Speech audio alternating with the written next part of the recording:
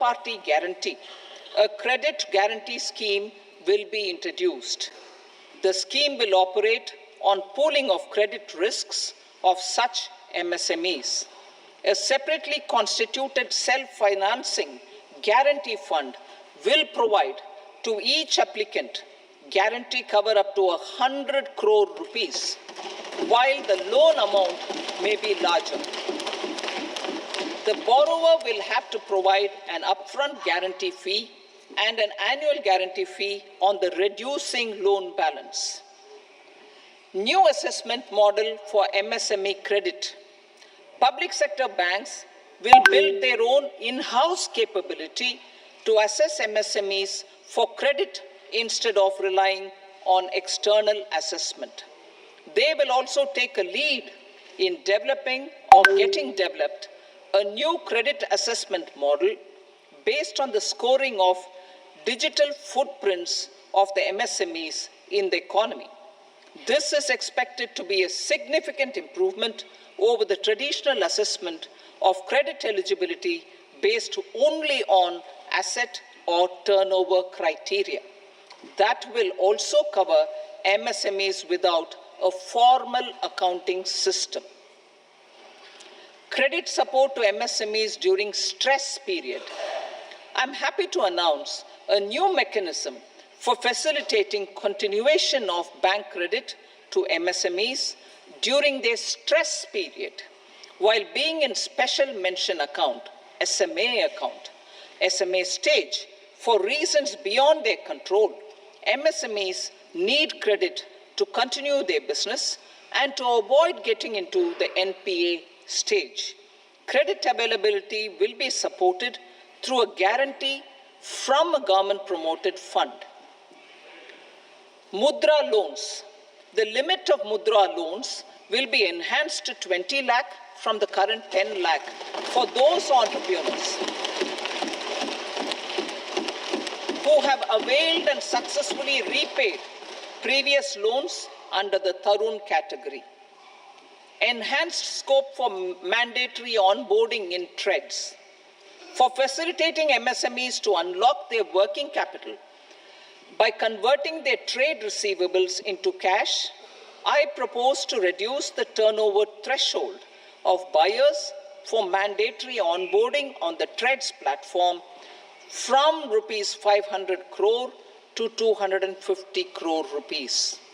This measure will bring 22 more CPSCs and 7,000 more companies onto the platform. Medium enterprises will also be included in the scope of the suppliers. SIDBI branches in MSME clusters. SIDBI will open new branches to expand its reach to serve all major MSME clusters within 3 years and provide direct credit to them. With the opening of 24 such branches this year, the service coverage will expand to 168 out of 242 major clusters. MSME units for food irradiation, quality and safety testing. Financial support for setting up of 50 multi-product food irradiation units in the MSME sector will be provided. Setting up of 100 food quality and safety testing labs with NABL accreditation will be facilitated. E-commerce export hubs. To enable MSMEs and traditional artisans to sell their products in international markets, e-commerce export hubs will be set up in public-private partnership mode. These hubs, under a seamless regulatory and logistic framework, will facilitate trade and export-related services under one roof. Measures for promotion of manufacturing and services. Internship in top companies. As the fifth scheme under Prime Minister's package, our government will launch a comprehensive scheme for providing internship opportunities in 500 top companies to 1 crore youth in 5 years. They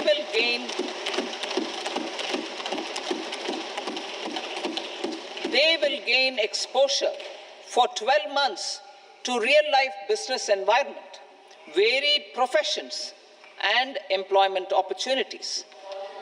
An internship allowance of 5,000 per month, 5,000 rupees per month, along with a one-time assistance of 6,000 rupees will be provided. Companies will be expected to bear the training cost and 10% of their internship cost from their CSR funds. Industrial parks. Our government will facilitate development of investment-ready, plug-and-play industrial parks with complete infrastructure in or near 100 cities in partnership with the states and private sector by better using town planning schemes. 12 industrial parks under the National Industrial Corridor Development Program also will be sanctioned.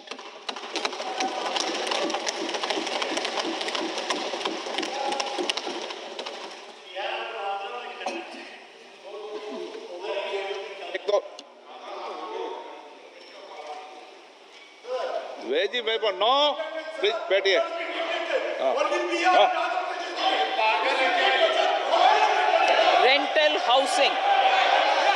Rental housing with dormitory type accommodation for industrial workers will be, just 1 minute. Rental housing, I repeat, rental housing with dormitory type accommodation for industrial workers will be facilitated in PPP mode with VGF support and commitment from anchor industries. Shipping industry, ownership, leasing, and flagging reforms will be implemented to improve the share of Indian shipping industry and generate more employment. Critical mineral mission. We will set up a critical mineral mission for domestic production, recycling of critical minerals, and overseas acquisition of critical mineral assets. Its mandate will include technology development, skilled workforce, extended producer responsibility framework, and a suitable financing mechanism. Offshore mining of minerals. Our government will launch the auction of the first tranche of offshore blocks for mining, building on the exploration already carried out. Digital public infrastructure applications. Turning to the services sector, I propose development of DPI applications at population scale for productivity gains, business opportunities, and innovation by the private sector. These are planned in the areas of credit, e-commerce, education, health, law and justice, logistics, MSME service delivery, and urban governance. Integrated technology platform for IBC ecosystem. An integrated technology platform will be set up for improving the outcomes under the Insolvency Bankruptcy Code for achieving consistency, transparency, timely processing, and better oversight for all stakeholders. Voluntary closure of LLPs. The services of the Center for Processing Accelerated Corporate Exit, CPACE, will be extended for voluntary closure of LLPs to reduce the closure times. National Company Law Tribunals. The IBC has resolved more than 1,000 companies, resulting in direct recovery of 3.3 lakh crore to creditors. 3.3 lakh crore rupees to creditors. In addition, 28,000 cases involving over 10 lakh crore rupees have been disposed of even prior to admission. Appropriate changes to the IBC, reforms and strengthening of the tribunal and appellate tribunals will be initiated to speed up insolvency resolution. Additional tribunals will be established. Out of those, some will be notified to decide cases exclusively under the Companies Act. Debt recovery. Steps for reforming and strengthening debt recovery tribunals will be taken. Additional tribunals will be established to speed up recovery. Priority 5, urban development. Cities as growth hubs. Working with states, our government will facilitate development of cities as growth hubs. This will be achieved through economic and transit planning and orderly development of peri-urban areas utilizing town planning schemes. Creative redevelopment of cities. For creative brownfield redevelopment of existing cities with a transformative impact, our government will formulate a framework for enabling policies, market-based mechanisms, and regulation. Transit-oriented development. Transit-oriented development plans for 14 large cities with a population above 30 lakh will be formulated, along with an implementation and financing strategy. Urban housing.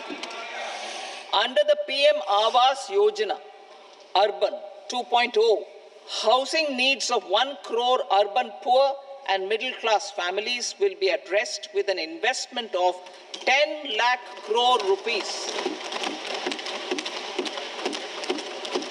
This will include the central assistance of 2.2 lakh crore rupees in the next 5 years.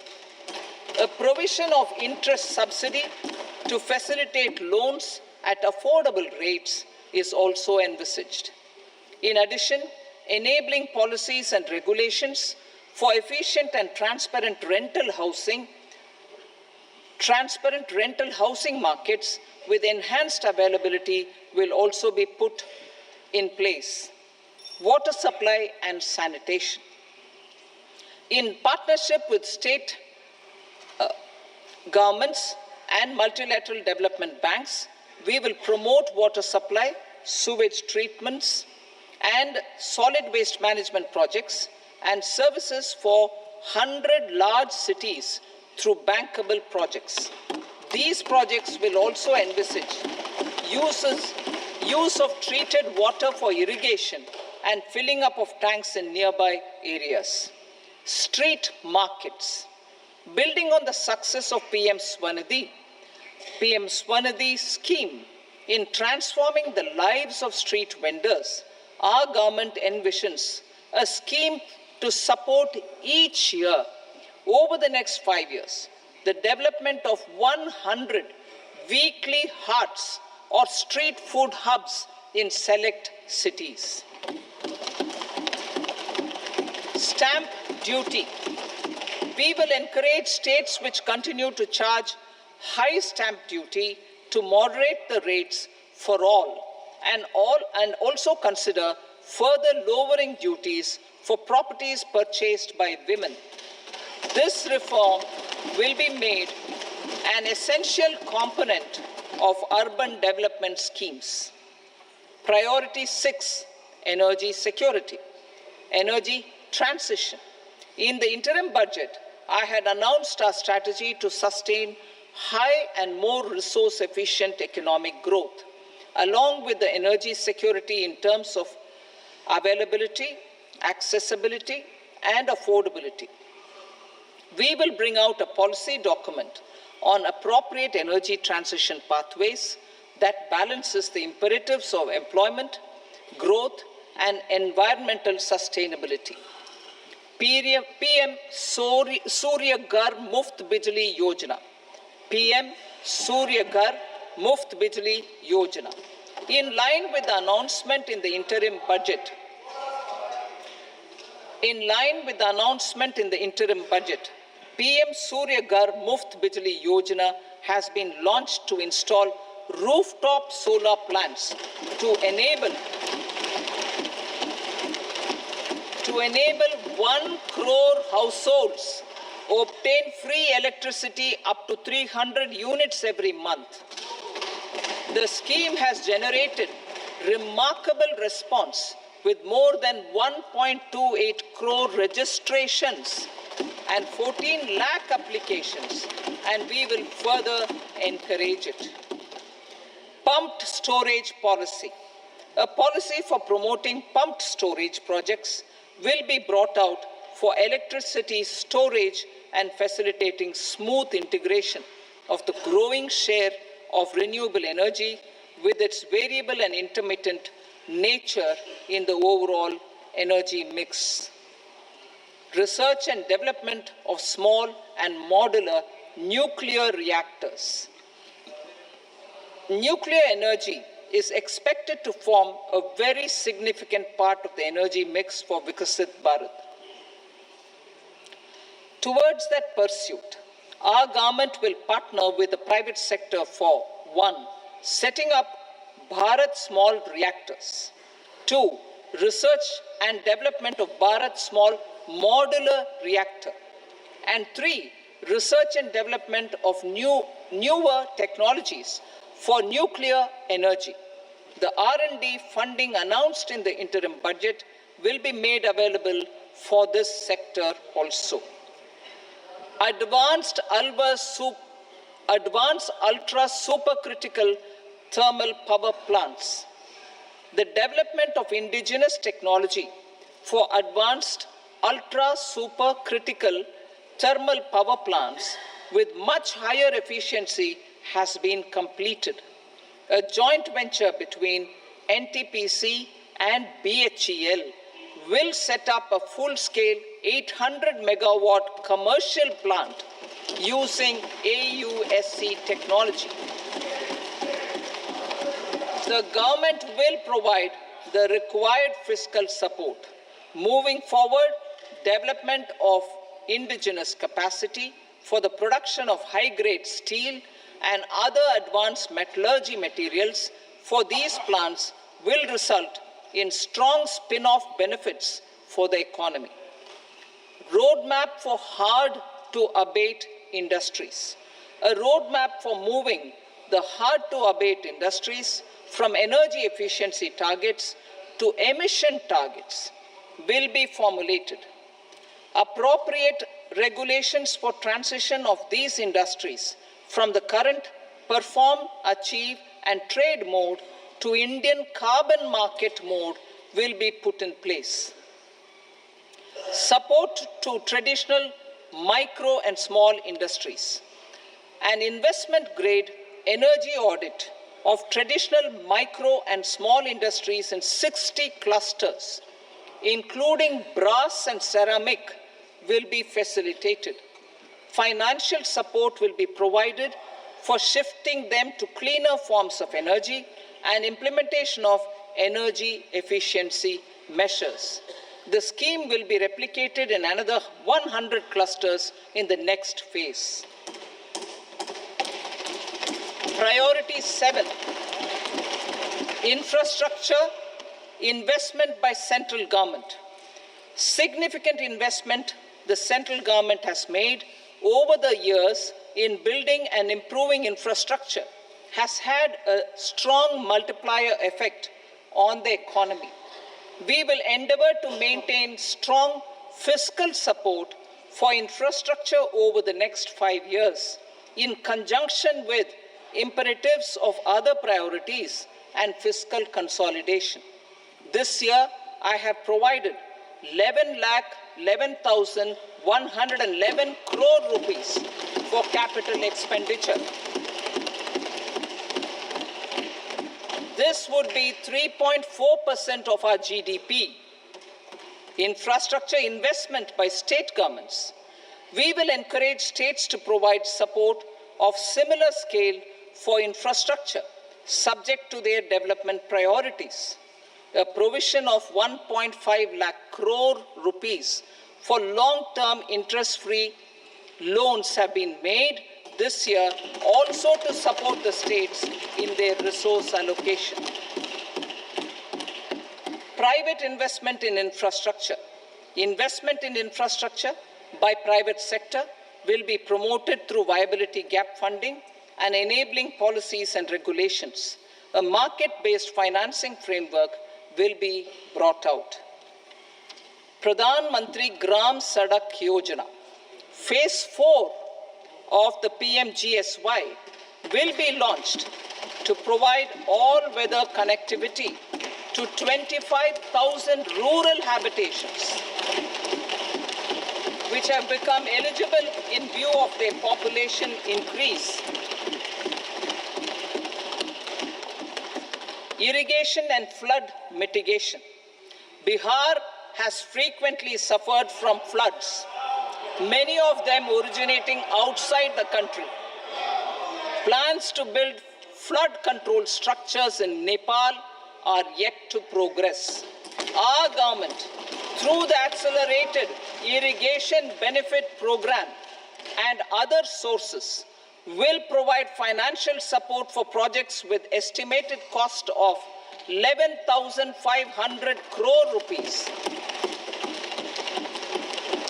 such as the Kosi-Michi intra-state link and 20 other ongoing and new schemes, including barrages, river pollution abatement, and irrigation projects. In addition, survey and investigation of Kosi-related flood mitigation and irrigation projects will be undertaken.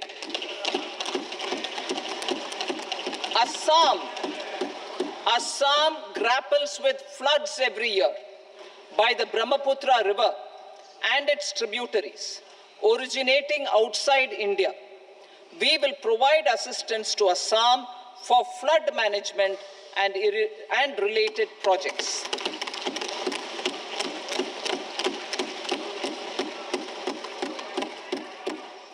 Himachal Pradesh suffered extensive losses due to floods last year.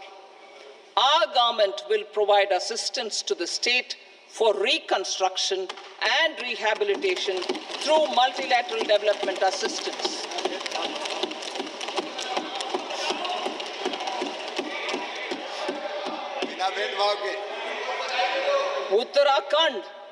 Uttarakhand too suffered losses due to cloudbursts and massive landslides. We will provide assistance to the state. Recently, Sikkim witnessed devastating flash floods and landslides that wreaked havoc across the state. Our government will provide assistance to the state. Tourism. Tourism has always been a part of our civilization.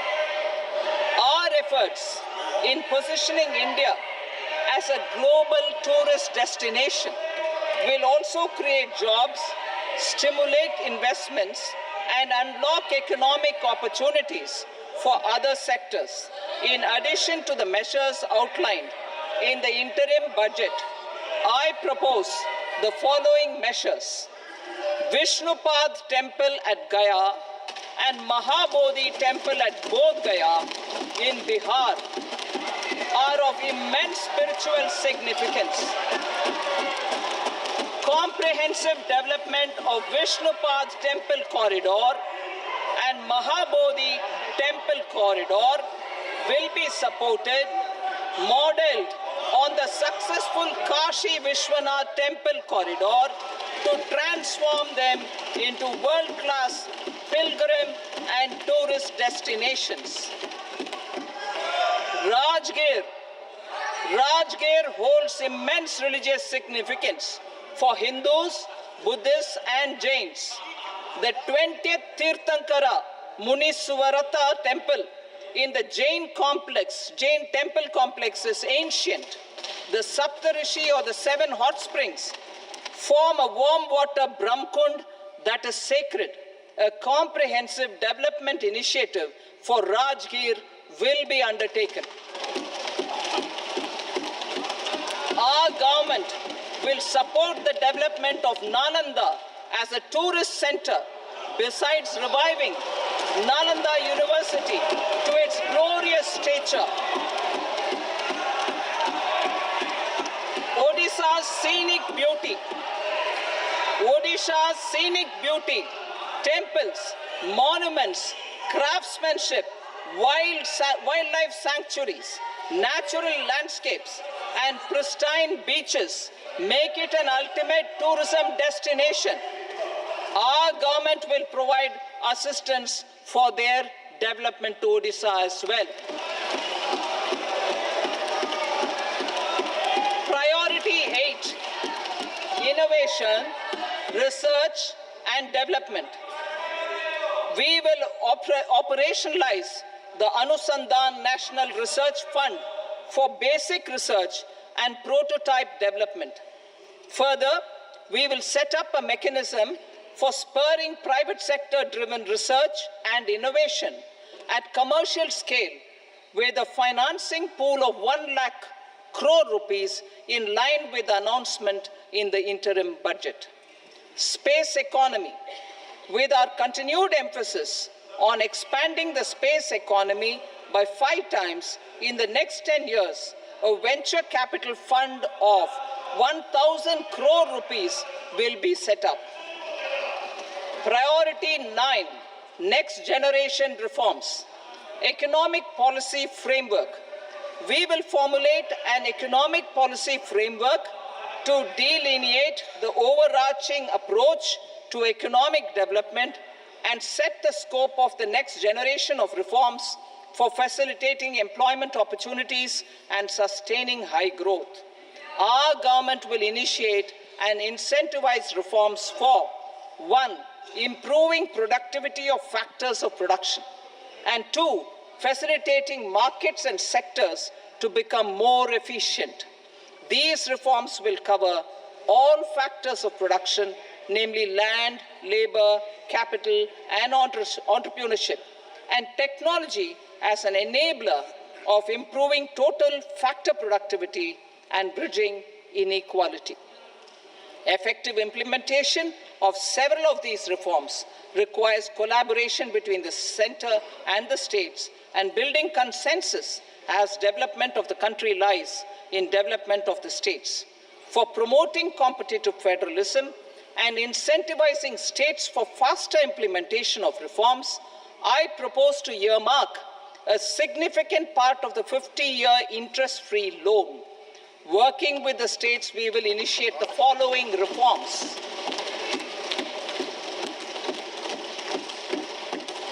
Land-related reforms and actions, both in the rural and urban areas, will cover land administration, will cover 1. Land administration, planning and management, and 2.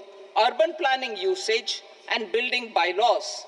These will be incentivized for completion within the next 3 years through appropriate fiscal support. Rural land-related actions. Rural land-related actions will include 1. Assignment of unique land parcel identification number, UL PIN, or Bhu Aadhaar for all lands. 2.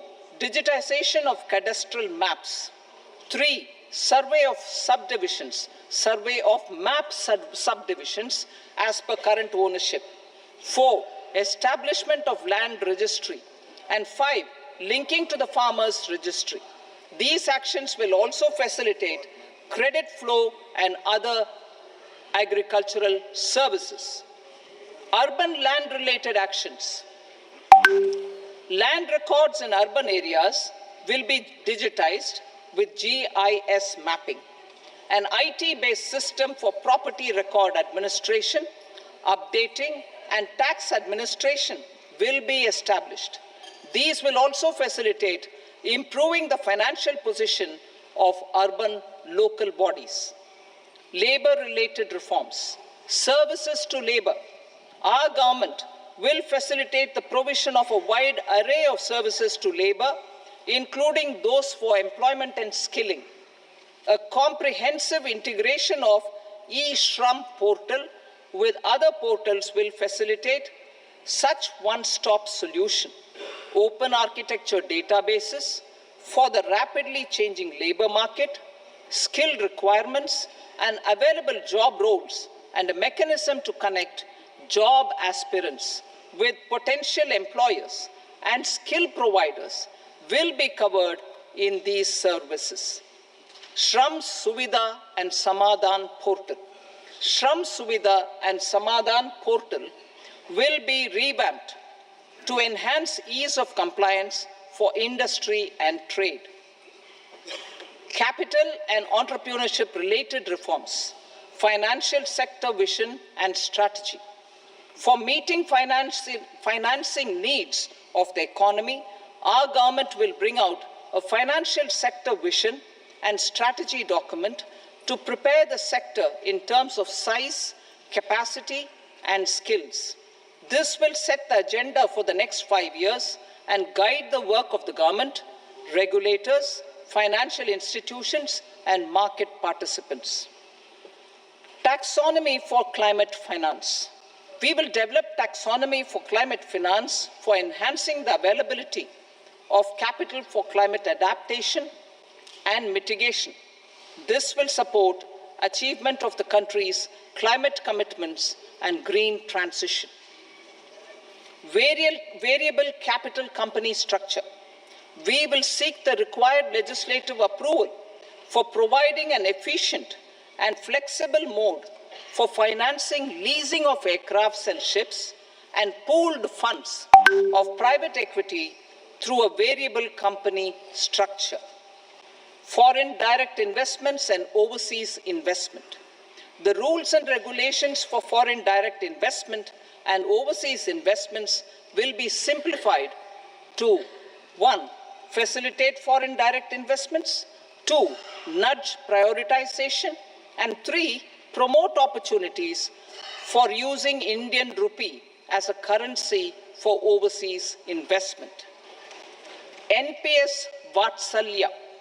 NPS Vatsalya, a plan for contribution by parents and guardians for minors, will be started. On attaining the age of majority, the plan can be converted seamlessly into a normal NPS account. Use of technology.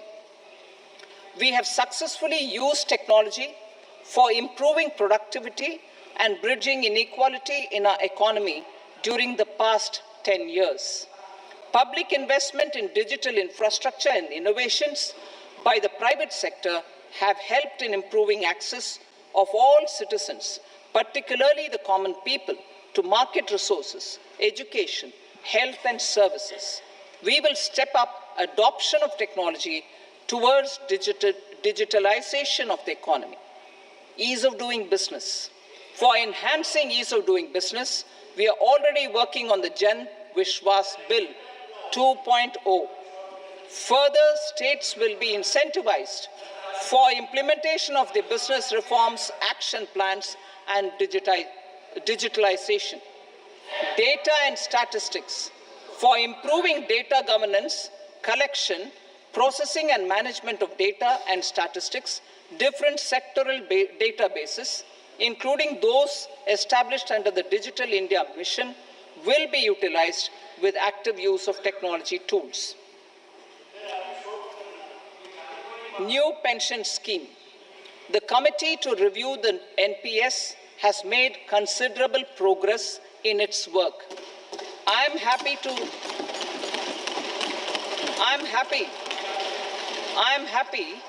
that the staff side of the National Council of the Joint Consultative Machinery for Central Government Employees has taken a constructive approach. A solution will be evolved which addresses the relevant issues while maintaining fiscal prudence to protect the common citizens. Budget estimates for 24-25. For the year 24-25, total receipts other than borrowings and the total expenditure are estimated at 32.07 lakh crore rupees and 48.21 lakh crore rupees respectively. The net tax receipts are estimated at 25.83 lakh crore rupees.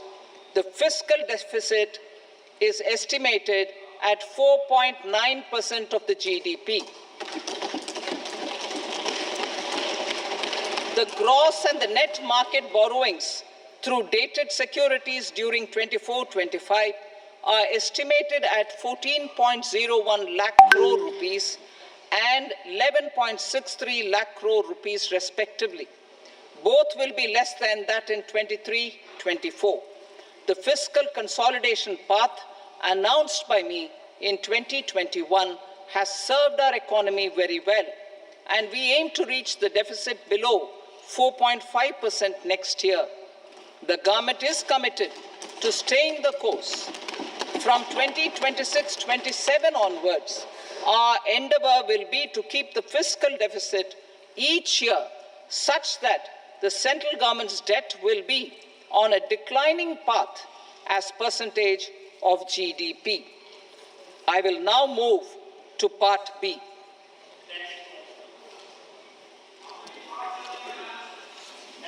Indirect taxes.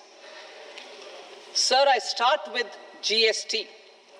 It has decreased tax incidence on the common man, reduced compliance burden and logistics cost for trade and industry, and enhanced revenues of the central and the state governments. It is a success of vast proportions. To multiply the benefits of GST, we will strive to further simplify and rationalize the tax structure and endeavor to expand it to the remaining sectors. My proposals for customs duties intend to support domestic manufacturing, deepen local value addition, promote export competitiveness, and simplify taxation while keeping the interest of the general public and consumers surmount. In Budget 22-23, we reduced the number of customs duty rates. I propose to undertake a comprehensive review of the rate structure over the next 6 months to rationalize and simplify it for ease of trade, removal of duty inversion, and reduction of disputes. I shall now take up sector-specific customs duty proposals. Medicine and medical equipments. To provide relief to cancer patients, I propose to fully exempt 3 more medicines from customs duties.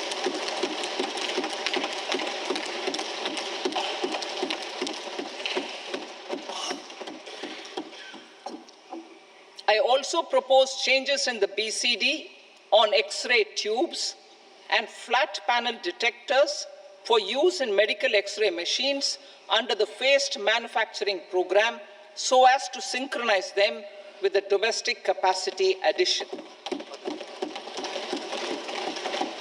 Mobile phone and related parts. With a 3-fold increase in domestic production and almost a 100-fold jump in exports of mobile phones over the last 6 years, the Indian mobile industry has matured.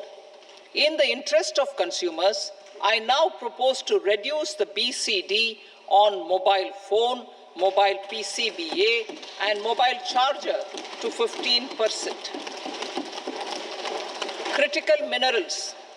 Minerals such as lithium, copper, cobalt, and rare earth elements are critical for sectors like nuclear energy, renewable energy, space, defense, telecommunications, and high-tech electronics. I propose to fully exempt customs duties on 25 critical minerals and reduce BCD on 2 of them. This will provide a major fillip to the processing and refining of such minerals and help secure their availability for these strategic and important sectors. Solar energy. Energy transition is critical in the fight against climate change. To support energy transition, I propose to expand the list of exempted capital goods for use in the manufacture of solar cells and panels in the country. Further, in view of sufficient domestic manufacturing capacity of solar gas, glass, and tinned copper interconnect, I propose not to extend the exemption of custom duties provided to them. Marine products. India's seafood exports in the last financial year touched an all-time high of more than 60,000 crores of rupees. Frozen shrimp accounted for about 2/3 of these exports. To enhance their competitiveness, I propose to reduce BCD on certain broodstock, polychaete worms, shrimp, and fish feed to 5%. I also propose to exempt customs duty on various inputs for manufacture of shrimp and fish feed. Leather and textile. Similarly, to enhance the competitiveness of exports in the leather and textile sectors, I propose to reduce BCD on real down-filling material from duck or goose.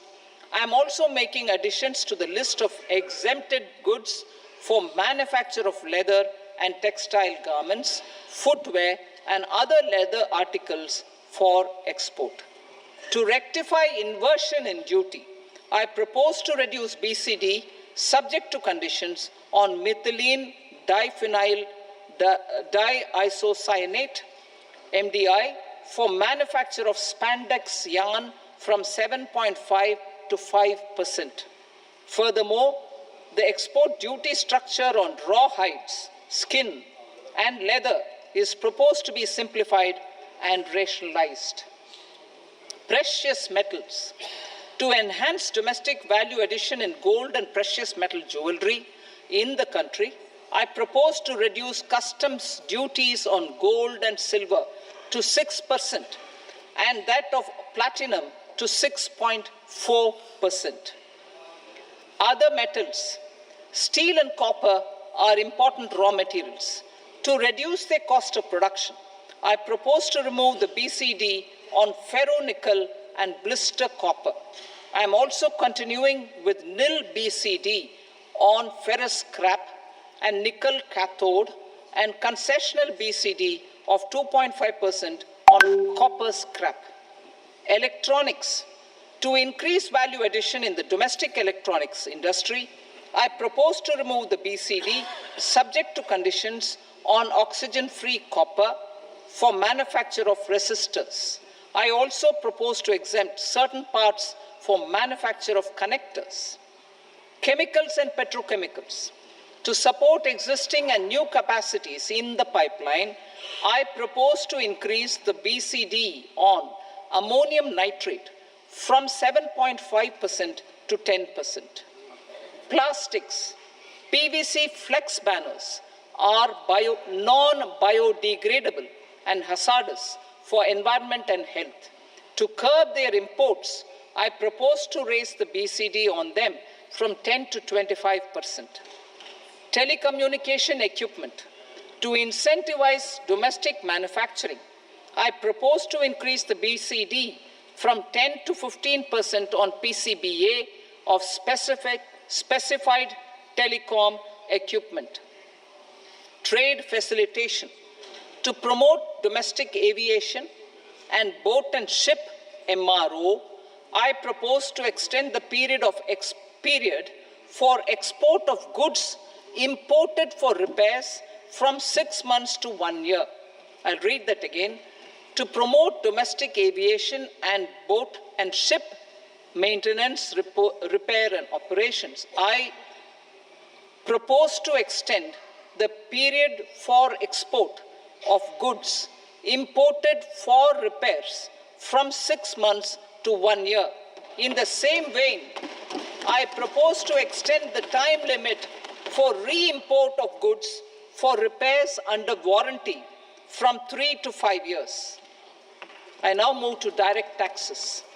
We will continue our efforts to simplify taxes, improve taxpayer services, provide tax certainty, and reduce litigation while enhancing revenues for funding the development and welfare schemes of the government. It has been our endeavor to simplify taxation. We have taken a number of measures in the last few years, including introduction of simplified tax regimes without exemptions and deductions for corporate tax and for personal income tax. This has been appreciated by taxpayers. 58% of corporate tax came from the simplified tax regime in the financial year 22-23. Similarly, as per data available till now, for the last fiscal, more than 2/3 have availed the new personal income tax regime. Comprehensive review of the Income Tax Act. I am now announcing a comprehensive review of the Income Tax Act 1961. The purpose is to make the Act concise, lucid, easy to read and understand. This will reduce disputes and litigation, thereby providing tax certainty to the taxpayers. I will also bring down the demand embroiled in litigation. It is proposed to be completed in 6 months. A beginning is being made in the finance bill by simplifying the tax regime for charities, TDS rate structures, provisions of reassessment and such provisions, and capital gains taxation. Simplification for charities and TDS. Two tax exemption regimes. The two tax exemption regimes for charities are proposed to be merged into one. The 5% TDS rate on many payments is being merged into the 2% TDS rate, and the 20% TDS rate on repurchase of units by mutual funds or UTI is being withdrawn. TDS rate on e-commerce operators is proposed to be reduced from 1 to 0.1%. Moreover, credit of TCS is proposed to be given in the TDS to be deducted on salary. Further, I propose to decriminalize delay for payment of TDS up to the due date of filing statement for the same. I also plan to provide a standard operating procedure for TDS defaults and simplify and rationalize the compounding guidelines for such defaults. Simplification of reassessment. I propose to thoroughly simplify the provisions for reopening and reassessment. An assessment hereinafter can be reopened beyond 3 years from the end of the assessment year only if the escaped income is 50 lakh rupees or more, up to a maximum period of 5 years from the end of the assessment year. Even in such cases, a time limit of 6 years before the year of the search, as against the existing time limit of 10 years, is being proposed. This will reduce tax uncertainty and disputes. Simplification and rationalization of capital gains. Capital gains taxation is also proposed to be hugely simplified. Short-term gains on certain financial assets shall henceforth attract a tax rate of 20%, while that on all other financial assets and all non-financial assets shall continue to attract the applicable tax rate. Long-term gains on all financial and non-financial assets, on the other hand, will attract a tax rate of 12.5%. For the benefit of the lower and the middle income classes, I propose to increase the limit of exemption of capital gains on certain financial assets to 1.25 lakh rupees per year. Listed financial assets held for more than a year will be classified as long-term, while unlisted financial assets and all non-financial assets will have to be held for at least 2 years to be classified as long-term.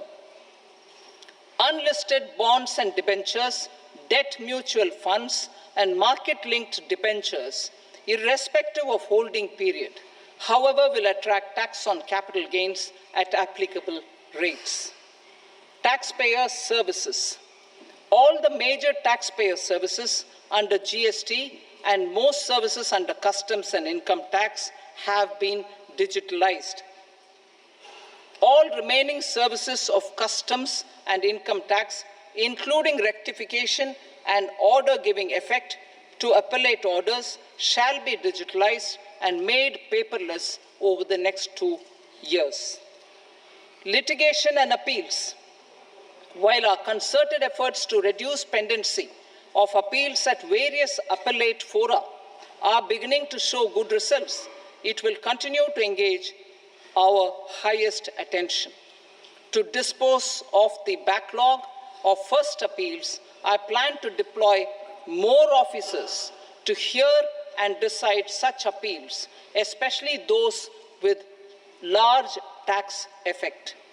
For resolution of certain income tax disputes pending an appeal, I am also proposing Vivad Se Vishwas Scheme 2024.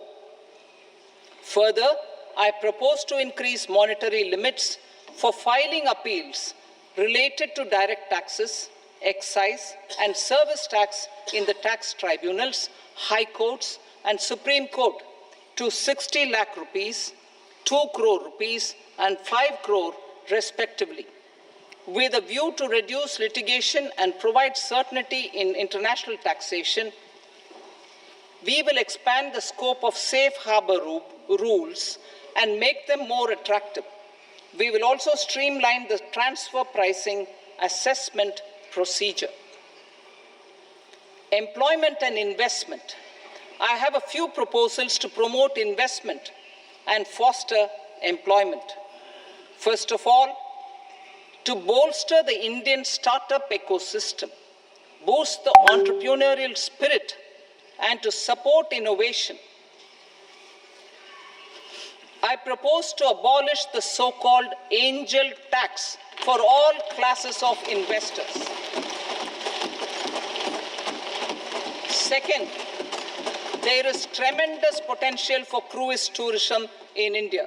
To give a fillip to this employment-generating industry, I am proposing a simpler tax regime for foreign shipping companies operating domestic cruises in the country. Third, India is a world leader in the diamond cutting and polishing industry, which employs a large number of skilled workers.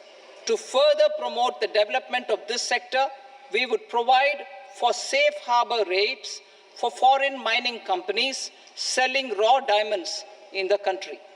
Fourth, to attract foreign capital for our development needs, I propose to reduce the corporate tax rate on foreign companies from 40 to 35%. Deepening the tax base. I have a couple of proposals for deepening the tax base. First, security transaction tax on futures and options of securities is proposed to be increased to 0.02% and 0.1% respectively. Second, for reasons of equity, I propose to tax income received on buyback of shares in the hands of recipients. Other proposals. To improve social security benefits, deduction of expenditure by employers towards NPS is proposed to be increased from 10 to 14% of the employee's salary. Similarly, deduction of this expenditure up to 14% of salary from the income of employees in private sector, public sector banks, and undertakings opting for the new tax regime is proposed to be provided.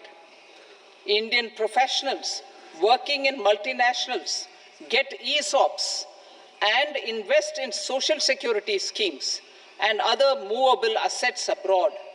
Non-reporting of such small foreign assets has penal consequences under the Black Money Act.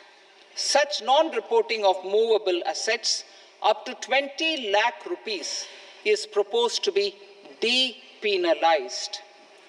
Other major proposals in the finance bill relate to withdrawal of equalization levy of 2%, expansion of tax benefits to certain funds and entities in IFSCs, and immunity from penalty and prosecution to Benamidar on full and true disclosure so as to improve conviction under the Benami Transaction Prohibition Act 1988. Personal income tax. Coming to personal income tax rates, I have two announcements to make for those opting for the new tax regime. First, the standard deduction for salaried employees is proposed to be increased from 50,000 to 75,000 rupees.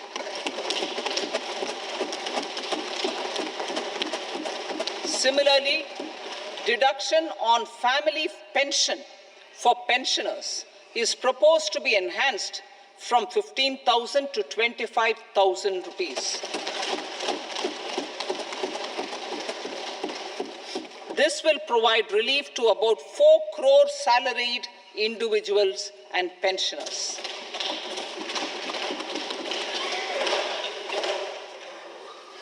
Second, in the new tax regime, the tax rate structure is proposed to be revised as follows. 0 to 3 lakh rupees, nil. 3 to 7 lakh rupees, 5%. 7 to 10 lakh rupees, 10%. 10 to 12 lakh rupees, 15%. 12 to 15 lakh rupees, 20%. And above 15 lakh rupees, 30%. As a result of these changes, a salaried employee in the new tax regime stands to save up to 17,500 rupees in income tax.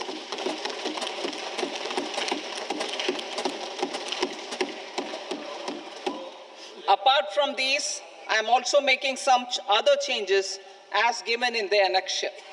As a result of these proposals, revenue of about 37,000 crore, that is 29,000 crore in direct taxes and 8,000 crore in indirect taxes will be foregone, while revenue of about 30,000 crore rupees will be additionally mobilized. Thus, the total revenue foregone is about 7,000 crores annually.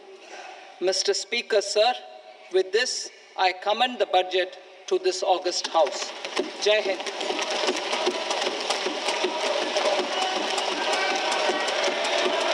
Item number 2. Item number 2.